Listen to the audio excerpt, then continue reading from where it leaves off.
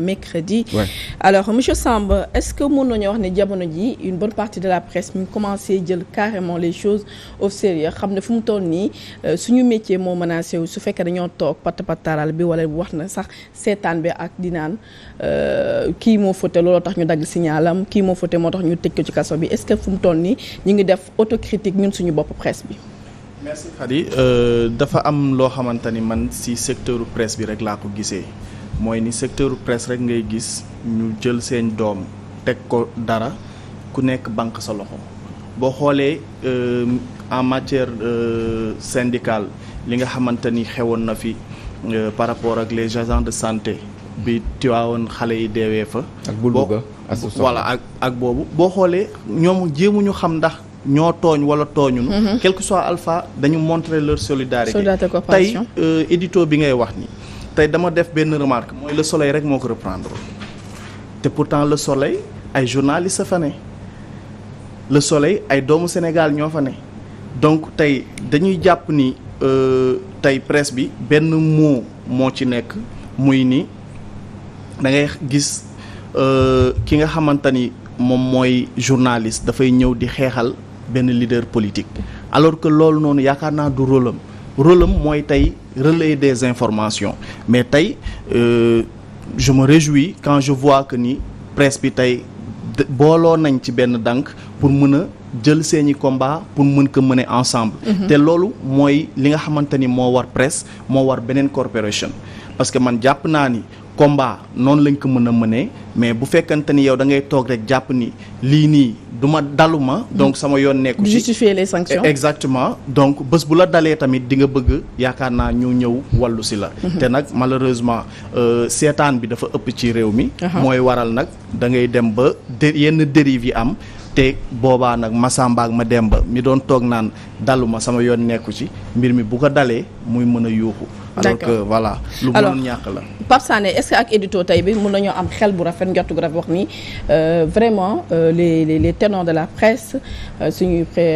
prédécesseurs suñuy anciens doyens jël nañu carrément les choses en main xam ne fu mu toll nii cela y va même de l'avenir de cette corporation qui est la presse. Oui, mais Khady déjà féliciter et encourager les initiateurs de cette décision. lii gëj na fi am c'est-à-dire toog ba nga xam ne presse bi yëpp dajaloo même bu dee nit ñi am nañu ko soofantal naan benn éditorial la rek mais éditorial ça veut dire beaucoup de choses surtout bu ñu demee ba quasiment 99,99% de la presse reprendre ko donc on dit que c'est déjà un pas positif bi ñu teg qu'est-ce que ça présage que aujourd'hui presse bi nga xam ne moom la fi nguuru Abdoulaye Wade fekkoon jéem ko daaneel jéem ko gësëm mënu ko presse bi nga xam ne nguuru Abdou Diouf fekkoon ko fi jéem ko faagaagal lu nekk ils ont essayé te mënuñu ko cette presse est en train de montrer de redonner son vrai visage wane ni que bu ñu nekkee benn dànk c'est-à-dire quand on est un et indivisible l'union fait la force mooy que même ce pouvoir là mënaluñ dara ndéem les pouvoirs yi fi jaaroon ak doole gi ñu amoon mënaluñ dara donc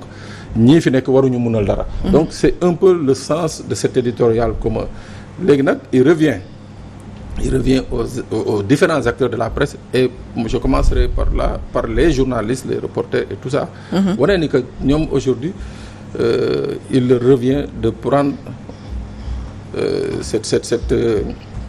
cette initiative jël ko defal ko seen bopp parce que il ne s'agit pas d'une histoire de patron de presse mais il s'agit d'une histoire de la presse et pour cela les acteurs les plus importants de cette presse ce sont ñi nga xam ne qui manient la plume ou le micro ou les caméras donc ñooñu noonu ñoo war a tey gën a fësal seen taxawaay pour wane ni que seen liggéey maanaam nga xam ne dañ ko encadrer mu ànd ak li ñuy wax liberté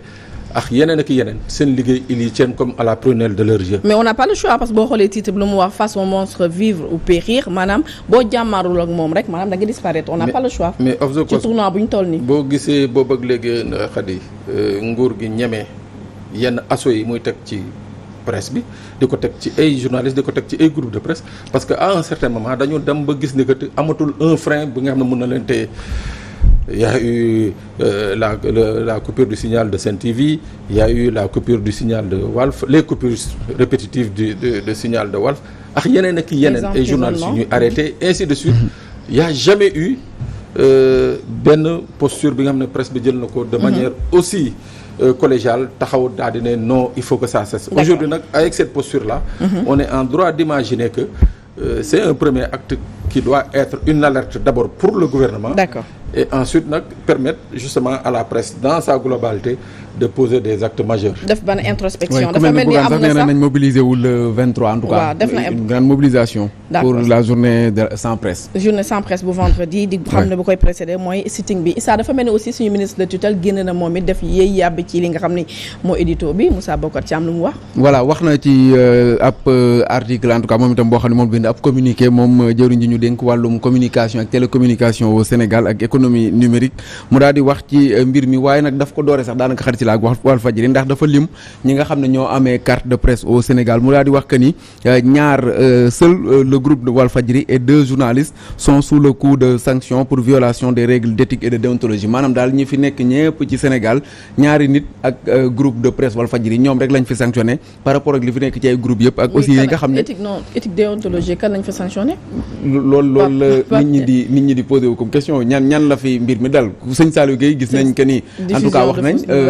mais ba léegi dañ ko teg yoxo rek mais amagul sax benn juge boo xam ne wax na que ni lañ koy tuumaal moo ko def Pape Ndiaye aussi la même chose demagul procès mais demagul procès aussi voilà dañ ko koy toppee rek groupe de presse Walfadjri dagg nañ ko en tout cas il est largement revenu quand même ci article bi ci li nga xam ne rek mooy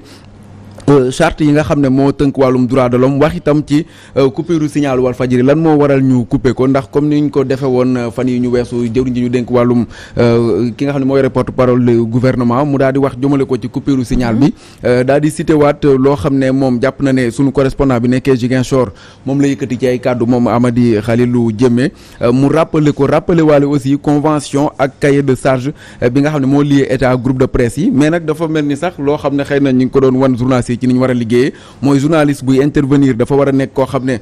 day faire valoir ses idées mais du nekk ay idées yoo xam ne partisane lay doon beneen bi mooy impartialité ak objectivité bi nga xam ne moom la ñu war a am bu ñuy liggéey télévision yi aussi mu jàpp que ni warul nekk chaîne de propagande yooyu yëpp ñëwaat na ci wax nag ci li nga xam ne rek moo di taxawaayu presse bi au Sénégal ak li nga xam ne noonu la ñuy couvrir yenn ci ay événements xadisi la revenir encore une fois maa ngi koy wax sànq ci li nga xam ne moo amoon ca Ziguinchor le 1er juillet ginnaaw bu ñu daal di tegee ay daan ci kaw Ousmane Sonko moom nag mu ñëw ci largement daanaka sax kon mën nañ ne li nga xam ne moom la bind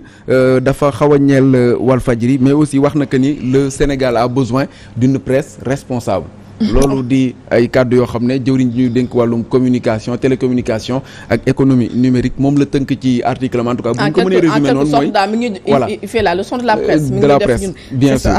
voilà alors ñu dem suñu deuxième point waxtaan muy ma bale nga sànni ci waa ko sànni c'est qu'on est coincé avec le temps nous donner des leçons ba pare te kenn du ko tontu waaw dañ koy bàyyi rek gars yi dinañ ko tontu après waa brosser que 2 minutes oui mais parce que déjà on est contraint par le temps voilà je reviens sur les propos qu'on prête à Khalil Amady Khalil Diémé ñoom nguur gi mënuñu génne un élément sonore teg ko ne Khalil moo wax lii ils peuvent pas li ñuy wax nii Khalil moo ne nii armée lii ils ne peuvent pas produire un élément sonore mooy benn ñaar quand on parle de presse responsable mais ici à Walfadjri on est très responsable en tout cas musuñu fi toog ne bu ñu rayoon 90% des Sénégalais pour régler un problème judiciaire fii dans ce pays ñun fii Walfadjri on n'a jamais fait ça musuñu fi toog daal dina nañ dem lakk ji kër monsieur nu mu tuddati Samba wala nañu rey nañ rey diw donc ministre bi s'il cherche une presse responsable il peut venir s'abonner à Walfadjri il verra que c'est une presse responsable maintenant nag son problème ce qu'il n'ose pas dire mooy que le Sénégal ne veut pas d'une presse critique et à Walfadjri on est critique et on l'assume et c'est notre ligne on l'a toujours assumé ça a toujours été comme ça c'est l'État qui ne veut pas une presse critique merci pour la précision voilà. Alors le gouvernement comme ni nga ko waxee de sànq defoon na face à la presse Issa waaye aussi ba mu génnee seen leader de Bougane Gueye dafa génn joxe réplique ñu gis beneen Bougane gis ne benn Bougane boo xam ne maintenant il est plus d'attaque il est plus virulent ci ay propos dafa mel da ngeen changer carrément de stratégie de communication est-ce que le vide nga xam ne jamono moom la fi Ousmane Sonko bàyyi nga ak barricade bu ñu barricade këram nga xam ne jamono ñuy mënatul wax